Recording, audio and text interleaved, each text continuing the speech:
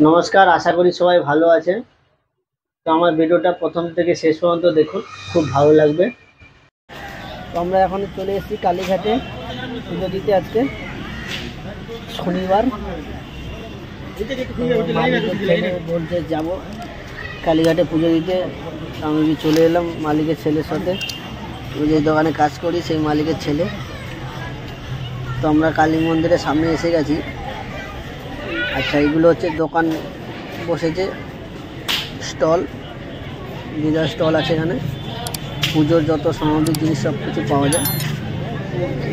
আর আমরা এসি 3টের সময়, দুপুর 3টের সময়।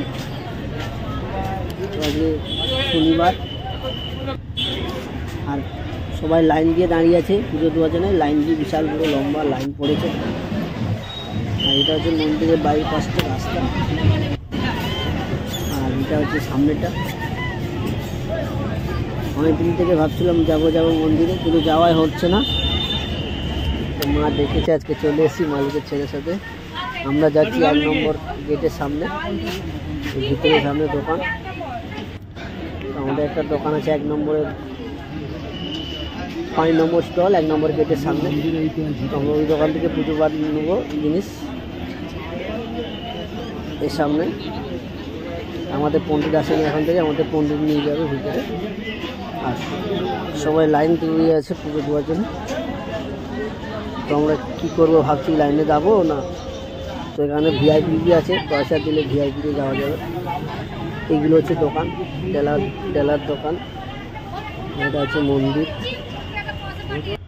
তো আমরা পণ্ডিতের জন্য অপেক্ষা করছি, কখন আসবে পণ্ডিত। পণ্ডিতকে ফোন করেছিলাম, ও আসবে বলেছে।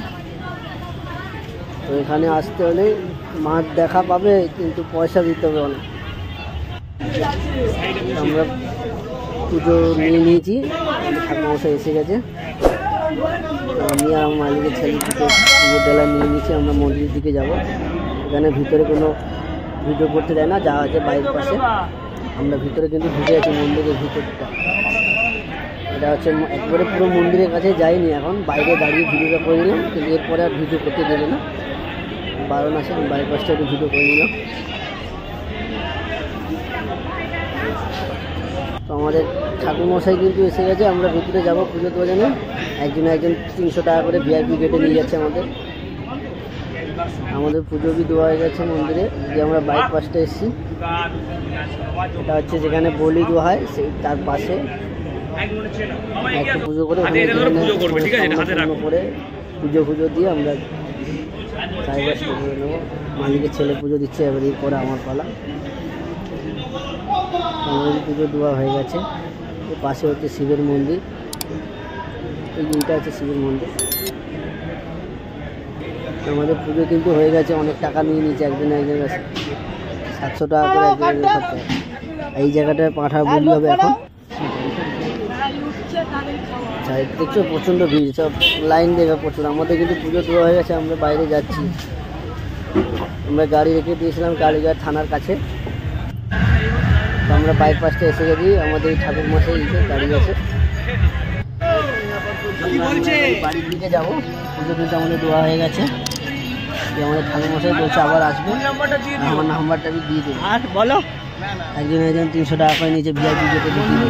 প্রচুর লাইন, আমরা ঢুকতে পারলাম না ভিড়ে লাইন দিয়ে। আমরা ভিআইপিতে গেছি 300 টাকা করে। আর এখানে জোর কদমে কাজ চলছে, একদম মেন রাস্তা থেকে মন্দিরে আসার জন্য ফ্লাইওভার হচ্ছে। এটা হচ্ছে বাইরের পাশের মন্দির। সবার মন্দিরের উপরে চূড়া লাগানো আছে সোনার, মুকেশ আম্বানি দিয়েছে একদম সোনা, 3টে সোনার চূড়ো করা আছে। এটা হচ্ছে ফ্লাইওভারের নিচে, এখানে গাড়ি রেখেছিলাম, যাচ্ছি আমি পুজো দিয়ে দোকানে।